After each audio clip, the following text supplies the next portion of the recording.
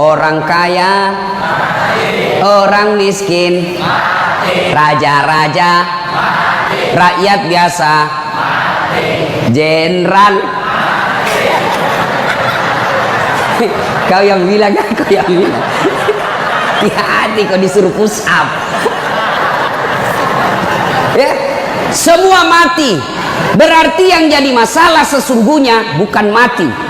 Yang jadi masalah illa wa antum muslimun, kecuali dalam keadaan beragama Islam. Berarti ada orang Islam tapi matinya tidak beragama Islam. Siapa mereka? Contoh aja nih, contoh, jangan marah, contoh. Kau melanggar, kau tidak lihat ini. Saya lihat, Pak. Kenapa kau langgar? Saya tidak lihat Bapak. Kenapa kau tidak lihat saya? Bapak sembunyi di tikungan. Akhirnya tilang. Ini kalau di sidang 250.000. Tak ada uangku, Pak. Nah, sudah, berapa uangmu di situ? 50.000 ya, sudah 50.000. Tidak ada pun bensin, Pak. Sini 40.000, sini 10 ambil, kau 10.000. Sudahlah itu, dia pergi makan soto Betawi. Pas sudah makan soto Betawi, keluar dari warung, tabrak, mati. Matinya bisa dalam keadaan kafir. Kenapa? Ada uang haram dalam perutnya. Nauzubillah min dzalik. Ini polisi film India, bukan polisi Indonesia. Oh, polisi Indonesia orang bagus. Itu polisi film India. Ya, saya bilang sama jamaah saya, hei ibu-ibu, jangan kau musuhi polisi. Kau kira hidupmu enak kalau tidak ada polisi? Rumah dirampok, anak diperkosa, istri dibunuh, harta dijarah, habis semua harta kita yang puluhan tahun dikumpul. Kita tahu pelakunya, kita identifikasi pelakunya, datang ke polisi, tolong Pak polisi, cari pelakunya, kejar dia, selamatkan hartaku, ini ciri-ciri orangnya. Kata polisi, mohon maaf, baru saja polisi bubar. Musuh itu polisi. Saya mau pergi ceramah, macet jalan, tidak bisa gerak, mau maju tidak bisa, mundur tidak bisa. Saya baca surah Yasin, sudah hatam, tidak gerak-gerak mobilku. Begitu datang polisi lalu lintas, selesai. Pun kalau ada polisi yang minta-minta uang di jalan, itu polisi film India.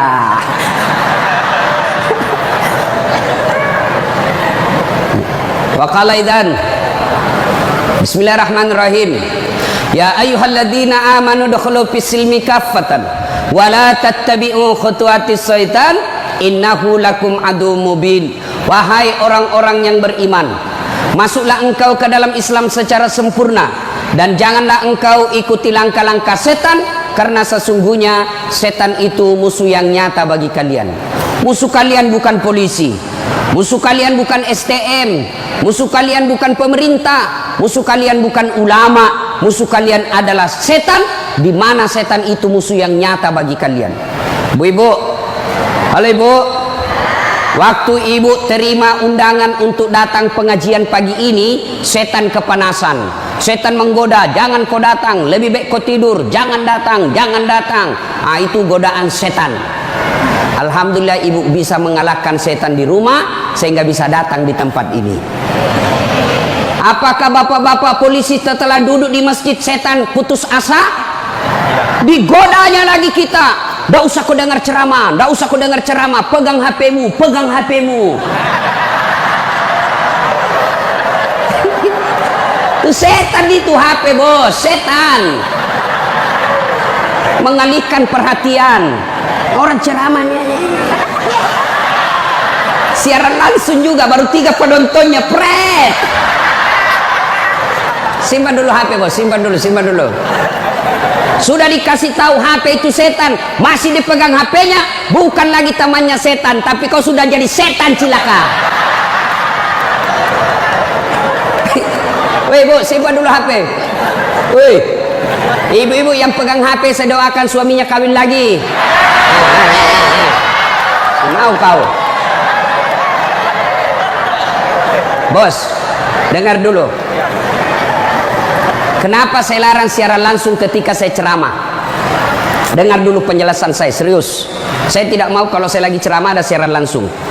Ya, saya ini dokter di bidang komunikasi, spesialisasi komunikasi massa.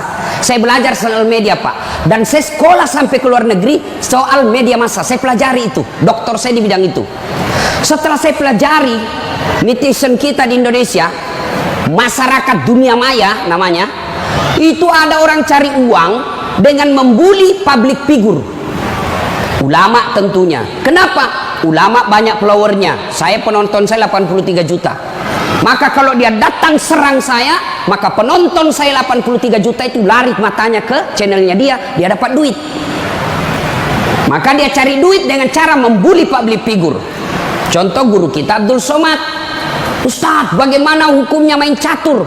Beliau sebenarnya menjelaskan haram apabila azan berkomandan kalian masih main catur, haram. Tapi dipotong, akhirnya marah tukang catur. Saya juga ditanya, Dasat Latif, bagaimana hukumnya main catur? Haram. Kenapa bisa? Karena kau bunuh Perdana Menteri dan Raja. Ya haram lah. Nah, tolong simpan dulu HP-nya ya. Bisa? Bu ibu, nggak usah selfie, nanti selfie. Saya layani ibu sampai pagi selfie. Ini kan jamaah fans saya ini kan rata-rata ibu-ibu. Tapi ibu-ibu yang sudah muka-muka sakaratil maut.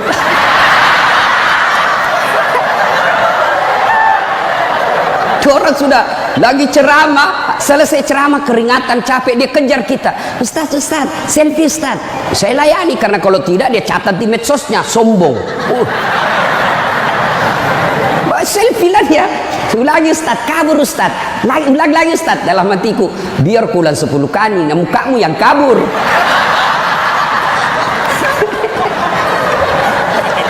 Simpan dia bu, boleh bu. Simpan HP Pak, boleh? Boleh simpan HP-nya? Siap? Oke, kalau mau dengar ceramah saya, nonton saja nanti di YouTube saya. Ini ada nanti di YouTube, gambarnya lebih bagus, ya, suaranya lebih jernih. Kunjungi, jangan lupa like and share.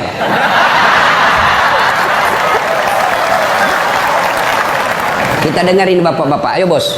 Selawat, jangan mempermalukan jenis kelamin. Ayo. Sholatul yang di atas ala tohara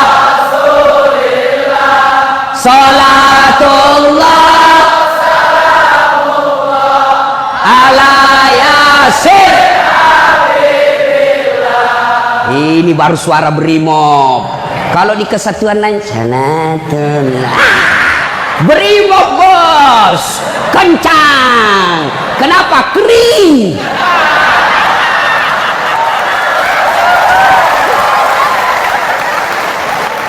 Saya ceramah ini gaspol atau rem-rem? Hah? Serius? Hah? Oke, gaspol memang. Satu, dengar. Satu, Nabi itu bos belum lahir sudah yatim. 6 bulan dalam perut ibunya sudah wafat bapak beliau. Lahir baru 4 hari lahir diambil sama ibu susunya. 4 tahun. Usia 4 tahun baru dibawa ke ibunya Siti Aminah. 6 tahun beliau pergi ziarah kubur. Waktu itu belum Madinah, belum Madinah namanya, tapi namanya Yastrib. Pergi pulang dari Madinah, di desa Afwa meninggal ibunya. 6 tahun bos. Ada di sini polisi 6 tahun yatim piatu? Coba angkat tangan. 6 tahun yatim piatu. Ada? Tidak ada. Usia 6 tahun meninggal bapak, ibu diambil sama kakeknya Abdul Muttalib. 8 tahun meninggal lagi kakeknya, diambil oleh pamannya. 12 tahun sudah ikut, 9 tahun mengembala pak, 9 tahun tidak main handphone. Coba 12 tahun perang, bukan perang agama tapi perang antar suku. 16 tahun dagang. Bukan dagang dari Kelapa Dua ke Citos, Tanah Abang, bukan. Kenapa? Dari Mekah ke Syria. Bukan naik pesawat, naik onta, padang pasir. Hari demi hari, waktu demi waktu, beliau punya masalah dalam hidupnya. Berarti tidak ada manusia yang tidak ada masalahnya. Apalagi kalian anggota BRIMOB. Nih, muka-muka penuh masalah semua ini. Apa masalahmu, bos? Cicilan. Mana ada tidak ada cicilannya di BRI sini? Coba, tuh tidak ada orang tidak ada masalah. Semua penuh masalah. Yang sederhana aja deh, sederhana saja. Saya kasih contoh. Waktu kalian mau SMA, tamat SMA, apa masalahmu? Mau jadi polisi. Terima di SPN, Sekolah Polisi yang tamatan SMA. Sudah itu selesai masalah? Tidak. Masalah baru apa? Penempatan. Mau dapat yang basah. Hati-hati bos, di tempat basah kok gampang tenggelam. Sudah dapat tempat basah, mau lagi naik pangkat, sekolah lagi. Perlu lagi biaya. Sudah sekolah selesai masalahmu? Tidak. Penempatan lagi. Sudah penempatan, mau naik lagi pangkat. Pangkat tak naik sampai bintang 1, bintang 2, bintang 3. Selesai bintang 3, tidak, terancam pensiun. Ayo, mana ada orang tidak ada masalahnya? Ustadz, kau pikir tidak ada masalahnya Ustadz? Wow, masalah demi masalah. Apa masalahnya Ustadz? Ditipu. Kenapa bisa ditipu? Assalamualaikum Ustadz. Waalaikumsalam. Boleh pergi ceramah di Pulau Kijang? Boleh. Jelaskan saya ke situ. Kita dari Makassar naik pesawat ke Jakarta, dari Jakarta ke Jambi, dari Jambi naik mobil dulu 1 jam. Sudah itu naik perahu, speedboat. Berapa jam? 2 jam paling lama Ustadz. Oke, jalan. Sudah tiba naik speedboat? Bukan. Ternyata katinting. Saya bilang, bos, bukan speedboat ini, katinting ini. Yang minum, toko. Ya kan? Kalau speedboat, siung. Dalam hati ditipu lagi saya ini, kurang ngajar ini. Sudah 3 jam, belum sampai-sampai. 4 jam, belum sampai-sampai. Saya bilang, Haji, Bapak bilang cuma 2 jam. Ini sudah mau 4 jam, kita belum sampai. Dia bilang, mohon maaf Ustadz, sebenarnya ini 9 jam Ustadz.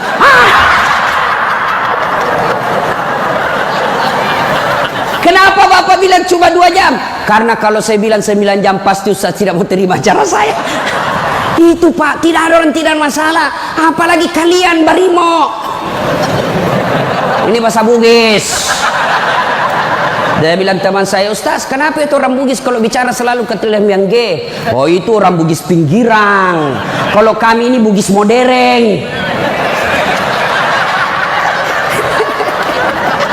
Bos, adik-adik polisi, ini yang brimob. Mana ada tidak ada masalah. Sepertinya dari semua pekerjaan, polisi lah yang paling banyak masalahnya. Kenapa? Masalahnya orang kita urus Pak. Dia yang baku tikam, kita yang repot. Periksa. Ayo, sudah sesuai pasal, datang lagi pimpinan. Atur sedikit itu. Masalah Pak. Mana ada tidak ada masalah. Ibu-ibu yang sederhana, masalah rumah tangga, bapak polisi, istri cantik, bapak pikir bukan masalah. Istri cantik digoda orang, apalagi kalau suaminya jelek. Oh, lebih masalah itu. Berarti bagus kalau istri jelek Ustaz. Istri jelek dihina orang. Masalah bos. Kita lagi malu jalan sama dia. Ada undangan pengantin, duluan aja dek, nanti kita ketemu di gedung. Sampai di gedung dia bilang istrinya, bang, mana kau bang? Saya sudah sampai. Mohon maaf dek, saya tidak jadi ke situ lagi benceret. Ayo, istri cantik masalah, istri jelek masalah. Coba, berarti bukan masalah kita. Masalah kita adalah bagaimana cara mengatasi masalah. Mengatasi masalah tanpa Ibu-ibu tahu juga pegadaian di sini. Mengatasi masalah, Allah coba bilang, Pak Polisi, Brimob, ada masalah, kau jadi komandan dulu. Tidak. Brimob, ada masalah, kau sekolah dulu jadi dokter. Ada masalah, kau kaya dulu. Ada masalah, kau Kapolres dulu. Tidak. Allah cuma minta dua. Ista'inu bis-sabri was-shalah. Sabar, perbaiki solatmu, Allah yang selesaikan masalahmu. Tiba-tiba dipindah pelosoknya Ambon, jauh sekali sampai ke Masohi. Dari lahir sampai jadi polisi perwira, Jakarta tempatnya. Tiba-tiba dipindah jauh. Sabar. Tidak ada kalah ilmu sabar, bos. Percaya. Apa itu sabar, Ustaz? Lagi duduk-duduk di tempeleng, pak. Saya sabar. Bukan sabar itu, bos, beleng-beleng itu. Masa tidak ada salahmu di tempeleng kok sabar? Enggak. Kecuali komandanmu tempeleng kok, ya sabar kok. Apa boleh buat dia, bos? Ya masa kau yang mau tempeleng komandanmu? Tidak masuk akal toh. Ya wah, siap salah, pak. Siap salah. Nah itulah polisi, pak. Biar benar, siap salah juga, siap salah. Maka ibu-ibu sayangi suamimu, karena kalau bukan kalian yang sayang suami, bu, siapa lagi? Coba kasihan ini, lihat-lihat ini mukanya. Coba ini. Kalau di depannya komandannya, pak. Makanya jangan jajah suami. Kasihan ini, lihat ini polisi. Tidak ada kalah ilmu sabar. Pak, mau tahu ilmu sabar? Pulang nanti pelajari sejarah hidupnya Ayub alaihissalam. Coba lihat Ayub. Ayub alaihissalam diuji. Anak meninggal. Apa kata Ayub? Alhamdulillah, saya pernah punya anak. Berapa banyak orang bertahun-tahun suami istri tidak punya anak. Habis hartanya kebakar. Habis hartanya bangkrut. Datang iblis, tidak usah lagi kau sembah Tuhanmu, apalagi kau sembah itu Tuhanmu Ayub. Dia ambil anakmu, dia ambil hartamu. Apa kata Ayub? Alhamdulillah, saya sempat kaya. Berapa banyak orang dari lahir sampai meninggal tidak kaya-kaya, saya sempat kaya. Alhamdulillah.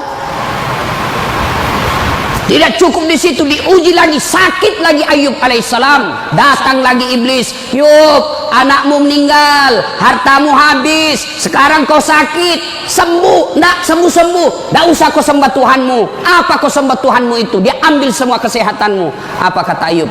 Alhamdulillah, saya sempat sehat. Berapa banyak orang dari lahir sampai meninggal tidak pernah sehat? Saya sempat sehat, alhamdulillah. Coba pakai ilmu ini, Pak. Bapak tenang. Tiba-tiba dimutasi, alhamdulillah saya dimutasi. Teman saya 13 yang daftar tidak ada yang lulus. Oh syukur.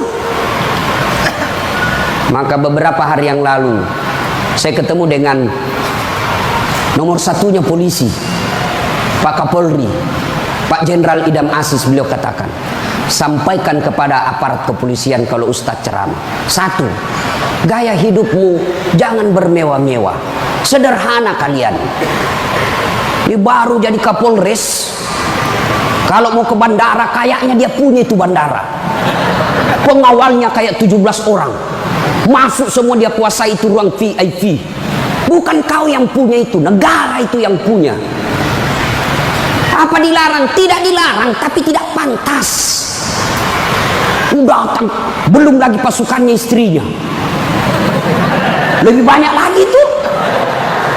Dan ini istri-istri yang datang cari muka sama istrinya Kapolres. Kenapa? Karena istrinya Kapolres lebih tinggi pangkatnya daripada Kapolres. Suaminya AKBP, dia kombes. Itulah bisa dimutasi tuh gara-gara pengaruh istri. Jangan, gaya hidup sederhana. Tahu puasa? Tahu puasa, Pak? Ramadan Bapak puasa, Bapak polisi? Iya, puasa. Roti halal atau tidak? Air putih halal atau tidak? Nasi halal atau tidak? Tapi siang tahan dulu. nanti sudah maghrib. Maknanya Bapak polisi, kalau Bapak polisi pakai baju coklatmu, tahan itu, jaga diri. Pengendalian diri yang harus. Boleh marah, tapi ketika warna coklat, tahan. Karena di situ ada institusimu. Boleh marah, tapi ketika pakai warna coklat, tahan. Kenapa? Kamu lagi membawai negara. Marah boleh, tapi jangan ketika pakai baju coklat. Itu kalau pribadimu disinggung. Tapi kalau institusimu disinggung, coklat harus maju.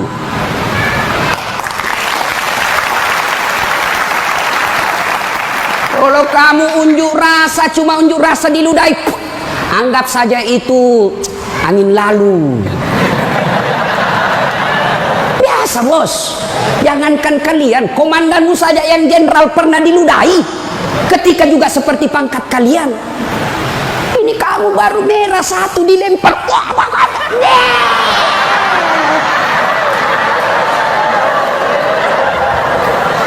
Bos, Rasulullah Pak pergi sholat jamaah, diludahi dari atas. Apa Nabi melempar? Coba kalau Bapak polisi. Tidak boleh begitu bos, kacau negara. Kalau cuma diludahi bos sama anak STM, jangan kau pukul kepalanya orang bos. Saya serius, jangan ketawa, saya serius ini. Pak, Bapak kalau menangani unjuk rasa jangan pukul kepalanya orang, Pak, jangan. Ini ibaratnya laptop prosesor, Pak. Kalau Bapak pukul otaknya orang, goyang otaknya, lalu dia gila sisa hidupnya, yang mestinya dia pakai sholat, mestinya dia pakai ngaji, karena Bapak pukul kepalanya, akhirnya sakit sisa hidupnya, Bapak yang tanggung dosa-dosanya. Pukul, tapi kakinya kau pukul, jangan kepalanya. Saya sakit hati Ustaz, saya menderita Ustaz. Itu gunanya Anda dilatih ketika sebelum jadi polisi. Ngapain kalian dilatih fisik kalau mentalmu tidak bisa kuat? Apa gunanya Bapak dilatih? Bawa pasir berkilo-kilo di belakang, lari di sungai, tengah malam disuruh lari, tengah siang hari disuruh lari, panas pagi, siang lari, dingin lari, kadang-kala tidak pakai baju. Apa gunanya? Supaya Bapak tahan tempur. Kalau cuma baru marah, cemen lu men. Bisa? Kamu sendiri yang bilang gaspol. Ya. Salatullah ala toha salatullah ala yasin. Terima kasih. Bapak-bapak senang gak jauh dari rumah? Bu Adem bilang senang. Ada apa ini Bu? Berarti ada masalah dengan ibu. Kalau ada suami yang sudah tidak betah di rumahnya, tidak tenang hatinya di rumahnya, berarti istri gagal menjadi istrinya dia. Bukankah istri kata Nabi yang soleha itu membuat hati suami betah di rumah? Bagaimana suami mau betah di rumah? Ibu kasar ngomong, baru datang ditunjuk-tunjuk, bodoh ini. Ini biasa, ini kan perasaan istri ini kan seperti cuaca, susah ditebak. Kita bawa martabak pulang dengan harapan, oh senang ini, genang ini, bawalah kita martabak. Dapat pelukan hangat ini. Begitu dikasih martabak langsung, apa martabak? Itu voucher listrik habis. Martabak dibawakan, voucher listrik dipersoalkan. Ini. Hei, Bu, hei, buat suami tenang di rumah. Datang suami sambutlah. Assalamualaikum kakandaku Arjunaku. Langsung suaminya berkata, waalaikumsalam adindaku Sri Kandiku. Istrinya, ih cakep betul abangku hari ini. Dan suaminya berkata, berarti saya jelek kemarin. Bapak juga tidak tahu dipuji. Lalu suami datang marah-marah. Ibu bukakan sepatunya, tadi hendak unjuk rasa, dilempari, dimaki sama ibu-ibu. Ibu tampil di sampingnya, sabar bang, inilah brimo pilihan hidup. Insya Allah kesabaran abang menjadi amal di sisi Allah. Jangan cari rasa penghormatan dari manusia, carilah ridha Allah. Abang bekerja sama polisi menjaga keamanan Republik, itu jadi amal supaya Ustadz Dasat bisa ceramah, kami amankan Indonesia. Jadi amal jariah.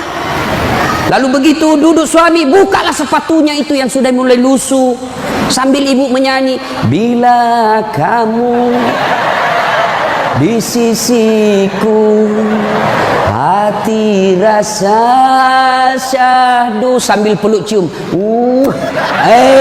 Senang sih, itu senang kasihan. Pas sampai lagi dapur berantakan, suami marah-marah, apa kau kerja ini, berantakan semua dapur. Ibu langsung peluk dia dari belakang sambil menyanyi, insaflah wahai manusia. Ya ibu, ini bagaimana suami mau betah di rumah, baru datang ngomel, bodoh memang ini, apa kau tahu? Dia bilang suamimu, apa bodoh-bodoh? Kenapa kau mau sama saya? Apa mau jawab? Sampai lagi kita berharap di rumah romantis, istri di rumah, daster tinggi sebelah, bau asap, mukanya ndak jelas, ada lagi ketimun disimpan di matanya. Nonton sinetron, dia angkat keteknya sambil dicabut. Bagaimana kita tidak cepat sakaratil maut? Hei, bu, buatlah suami betah di rumah, supaya suami berkata, meskipun saya menderita di jalan, meskipun saya susah di unjuk rasa, meskipun saya dimaki sama komandanku, tapi ada istri di rumahku, bidadari dalam surgaku. Bisa ibu? Bisa? Serius? Bisa?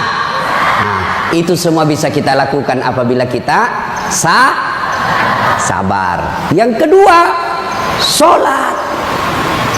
Bapak ketika ada masalah, perbaiki sholat. Bapak mau jadi Kapolres, mau jadi Danton, mau jadi Kapolda, tidak usah cari muka sama pimpinanmu. Capek cari muka sama manusia. Siap. Tidak laku men. Cari muka kepada Allah. Kerja saja tugasnya seperti profesional. Kata Pak Jenderal tadi, lakukan yang profesional, meningkatkan sumber daya polisi, kirim pendidikan, jaga akhlak, perbaiki attitude. Insya Allah Bapak lakukan itu, Allah yang ngurus pangkat jabatannya Bapak. Kalau Bapak cari muka sama pimpinan, ganti, cari muka lagi yang baru, ganti lagi, cari muka lagi. Lebih baik Bapak perbaiki kerja sebagai polisi, tegakkan aturan dengan kepolisian, jaga harkat dan martabat institusi kita, biar Allah yang jaga kita pun. Sholat Pak. Saya kasih contoh Pak, kalau Bapak dipanggil sama jenderal, ajudan, ada kan ajudannya jenderal kan? Coba lihat kalau ke jenderal panggil, Pak Dan, komandan panggil, ajudan, itu ajudan biar lagi tidur langsung lompat, siap komandan, ada kuaci di mulutnya, siap, kalau perlu dia telan itu kuaci di mulutnya. Ada kira-kira ajudan dipanggil, ajudan, tunggu dulu Pak, diinjak lehermu bos. Tidak bisa. Padahal ini jenderal ada pensiunnya, jenderal ada mutasinya, tapi kenapa kita terlalu takut? Lalu kenapa ketika Allah yang memanggil kita, hayya 'alas shalah, apa kita jawab? Tunggu.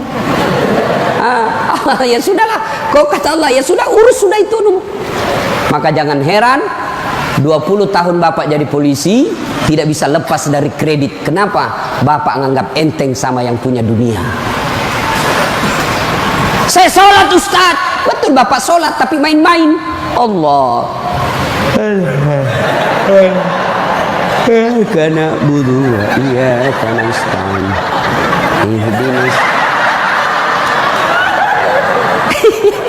Siapa yang kau sholat begitu? Allah.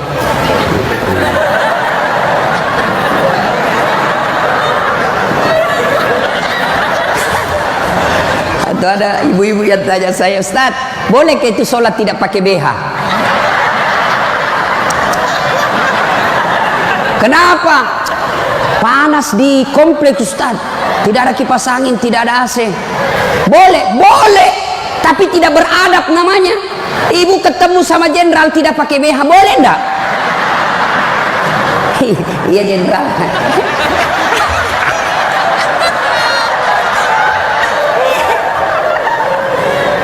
Maka jangan heran Bapak bertahun-tahun sholat tidak bisa baik hidupnya. Kenapa? Bapak sholat semau-maunya. Sholat yang dicari duit. Allahu Akbar. Rakaat kedua. Tadi 100.000 duit saya. Beli nasi bungkus 50.000. Voucher 30.000. Mana yang 20.000? Allah. Mana sih simpan? Allah. Assalam. Oh, di bawah sadel. Bapak selama sholat cari duit. Ya. Ya. Maka begitu ada masalah Pak, perbaiki sholat.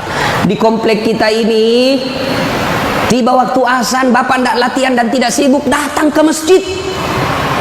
Sudah sampai ke masjid, yang dari sana, yang dari pintu sana menghadap kemana? Menghadap kemana?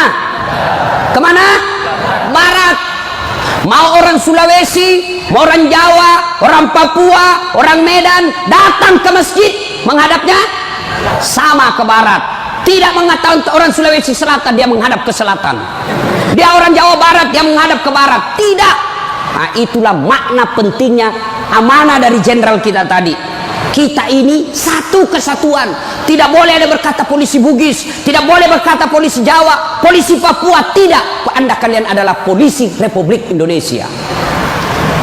Coba lihat kalau Bapak sholat, boleh enggak pakai bahasa masing-masing? Boleh? Enggak boleh, kacau Pak. Coba kalau kita sholat pakai bahasa masing-masing. Yang jadi imam keturunan Arab. Allahu Akbar. Makmum brimob dari Bugis, dia takbir pakai bahasa Bugis. Pungallahu ta'ala malopo. Sudah ribut kan orang langsung. Datang lagi orang Padang, dia takbir Allah nan gadang. Lah, kita balik lagi Padang. Mana ada lagi jamaah yang Allah ganal bujur. Kutai. Terakhir anak gaul dari Betawi. Allah gede banget gitu loh. Kacau kan? Begitu juga di polisi. Kalau rakyat Indonesia saja selalu disampaikan jangan berpecah belah, jangan bertengkar, kalian satu rakyat Indonesia. Apalagi polisi harus lebih bersatu. Jangan rakyat kita bersatu, polisi berpecah belah. Oh kami brimob, oh kami Kopassus Densus, oh kami Kegana. Enggak, kalian adalah polisi rakyat Indonesia. Bagaimana agar muncul persaudaraan? Kata Nabi, umatku itu, polisi itu kalau diaplikasikan dalam polisi itu seperti badan ini. Coba lihat badan kita Pak, satu sakit yang lain ikut merasakan. Tangan kanan gatal tanpa disuruh kiri yang garuk, tangan kiri yang gatal tanpa diundang kanan yang garuk. Gatal dua-duanya kerjasama. Begitu kalian jadi brimob, Begitu kalian jadi polisi, coba ada anak muda lagi jalan malam-malam, tahan tuh kakinya, kaki tahan tuh, semua ikut merasakan. Pertama yang bereaksi mulut,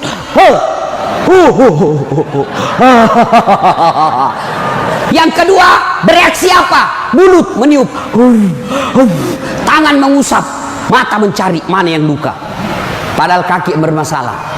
Tidak ada orang berangkat malam-malam tahan tuh kakinya, rasa kau, jalan lagi, jalan kau lagi, jalan lagi. Begitu mestinya menjadi polisi. Beda kesatuan tapi satu tugas, mengangkat citra dan martabat polisi Republik Indonesia. Ya, bersaudara. Tadi sama Pak Wadan, Jenderal saya bilang, beliau mengopinikan gersang. Lalu beliau katakan, betul gersang, tapi kami banyak teman. Kalau kalian mau kaya, perbanyak teman. Saya juga begitu, Pak. Saya ini tidak banyak duit, tapi banyak temanku. Temanku banyak duitnya. Ada Pak Kapolri, ada polisi macam-macam. Dia bilang, Pak Kapolri, bawa ini kartu nama aku, Ustaz. Simpan depannya, langsung dia hormat sama Ustaz. Aman, Jenderal. Makin banyak teman, makin gampang urusan selesai. Saya, Pak, saya tidak banyak duit, tapi banyak teman saya. Di Makassar hampir tidak pernah laku duit saya. Di mana-mana saya gratis. Makanya istri saya senang betul kalau saya ke pasar. Baru saya turun dari mobil, ada yang teriak, Assalamualaikum Ustaz. Aman dan terkendali. Sahabat, ambil sayur, ada isi ikan. Berapa Ji? Nggak usah Ustaz. Nggak enak. Berapa? Nggak usah. Padahal dalam hatiku, memang itu yang kutunggu. Ayo Pak. Dua, banyak teman, gampang selesai masalah. Saya pergi perpanjangan SIM di Polres. Baru saya turun dari mobil, keluar Kapolres. Assalamualaikum Ustaz. Siap Komandan. Ada apa ini Ustaz? Perpanjangan SIM. Panggil Kasat Lantas. Bantu ya, selesaikan cepat. Jangan kau minta uangnya Ustaz. Dosa uang Ustaz kau makan. Ayo Pak, banyak teman, gampang selesai masalah. Maka saudaraku polisi Brimob, jangan cari musuh. Kalau pribadi kalian yang dihina, selama kalian tidak terancam jiwamu, pasrahkan dirimu sebagai aparat kepolisian, insya Allah kesabaranmu menjadi amal di sisi Allah. Kecuali jiwamu sudah terancam, maka silahkan lakukan apa yang diajarkan oleh protap organisasi kalian. Bisa? Berikutnya, cintai keluarga. Ini pesannya Pak Kapolri. Sederhana dalam hidup. Syukuri diri sebagai anggota polisi. Ini perlu saya ulang lagi. Bapak-bapak ini harus bersyukur sebagai orang polisi, anggota kepolisian Republik Indonesia. Kenapa bisa Ustaz? Saya kasih contoh. Bapak-bapak, halo Pak polisi, boleh enggak pakai songkok begini? Boleh. Boleh, malah dicintai rakyat kalau Bapak polisi jalan pakai songkok. Boleh Bapak pakai gamis seperti ini? Boleh. Boleh pakai serban? Boleh. Tapi boleh enggak saat latih pakai bajunya komandan? Pak Jenderal, ditangkap saya Pak, polisi gadungan. Maka syukuri bajunya Bapak. Ini tidak semua orang bisa pakai bajunya Bapak coklat itu. Maka syukuri dengan cara apa? Angkat harkat dan martabatnya, tingkatkan profesionalisme, tingkatkan ilmu kalian, lalu jaga institusi. Kalau pribadi dihina, selama itu tidak menyentuh keselamatan jiwa kita, sabar saja. Insya Allah kesabaran itu, innallaha ma'as sabirin. Allah bersama dengan orang-orang yang sabar. Dan yang ketiga pesan Pak Jenderal, Pak Kapolri, apa pesan beliau? Berbuat baiklah kepada keluarga yang setiap hari mendoakan. Ini istri-istri kita. Bapak-bapak, istri, dia tinggalkan kampung halamannya di Jawa. Dia tinggalkan kampung halamannya di Sulawesi. Ikut ke suaminya sebagai polisi. Lalu kenapa ketika ikut kita sengsarakan, kita tipu, alasan rapat, ternyata pergi merapat. Teman selingkuhnya ditulis namanya di handphone komandan. Nah ini juga kalau ibu-ibu suka periksa HP. Makanya ibu jangan suka periksa HP-nya suami. Bagaimana kita tidak bohong? Setiap kita pulang kau periksa semua. Ada ibu-ibu tanya saya di Makassar, Ustadz, bagaimana supaya suami sehat jantungnya tidak serangan jantung? Apa doanya? Saya bilang, tidak usah kau baca doa. Bagaimana caranya, Ustadz? Jangan lagi periksa suamimu punya HP. Semakin sering kau periksa, makin tekanan jantung dia. Apalagi kalau dia lupa pasang passwordnya. Sampai ada kemarin di warung kopi curhat sama saya, Ustadz. Ternyata itu handphone berpengaruh terhadap tingkat kehusuan salat.